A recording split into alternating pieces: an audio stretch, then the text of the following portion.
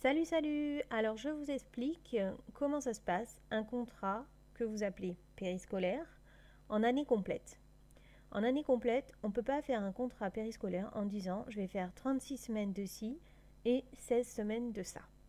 Ça ne va pas être possible parce que pour vos vacances, il va falloir avoir une moyenne. Vous ne pouvez pas prendre vos vacances sur les semaines B ou sur les semaines A, ça ne va pas correspondre. Je vous montre pourquoi. Donc là, admettons que je travaille que le mercredi, 9 h, pendant les 36 semaines d'école, et 45 heures, 5 journées de 9 h, pendant les vacances scolaires. Sauf que je ne vais pas travailler 16 semaines à 45 heures, puisque moi, je vais avoir mes vacances. Donc, je vais prendre mes vacances sur toutes les vacances scolaires. En général, c'est comme ça. Sinon, vous répartissez autrement. Donc, je ne vais travailler que 11 semaines à 45 heures. C'est-à-dire que le nombre d'heures de moyenne va être 17,43.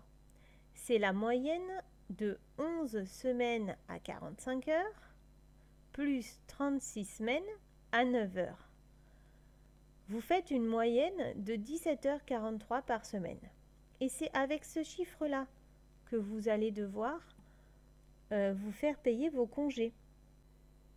On ne peut pas utiliser 45 heures par semaine pour vos congés, sachant que toute l'année, pratiquement, vous allez faire que 9 heures. Vous comprenez? Vous devez avoir la moyenne pour vos congés. De la même façon, en AI, on fait toujours la moyenne quand on a des semaines A, B, C, D pour faire payer les congés. Là, vous êtes avantagé, on est d'accord. Mais imaginez autre chose. Imaginez maintenant que j'ai ce petit qui vient 30 heures par semaine quand il y a de l'école, puisqu'il vient, mettons, avant l'école, le midi et après l'école. 5 jours par semaine, j'ai 30 heures. Et puis pendant les vacances scolaires, ils ont besoin que d'une journée. Une journée de 9 heures. C'est exactement la même chose. Du coup, on mettra 11 semaines, puisque je prends toujours mes 5 semaines pendant les vacances scolaires, mais ce n'est pas obligatoire, vous répartissez. Donc on mettra 11 semaines de 9 heures, et puis on fera un troisième type de semaine où on mettra nos vacances. Ici, vous avez la moyenne. On nous dit que la moyenne fait 25,09 heures par semaine pendant les vacances. Donc, on mettra 25,09, ce qui correspond environ à 3 jours. Et ici, on mettra nos 5 semaines de vacances. Et là, on est OK. Personne n'est avantagé, désavantagé, et la mensualisation est juste. Je viens de calculer, ça fait 4 jours par semaine. Pour savoir, on fait 36 semaines par an fois 5 jours, plus 11 semaines par an fois 1 jour, divisé par 11 plus 36, 47.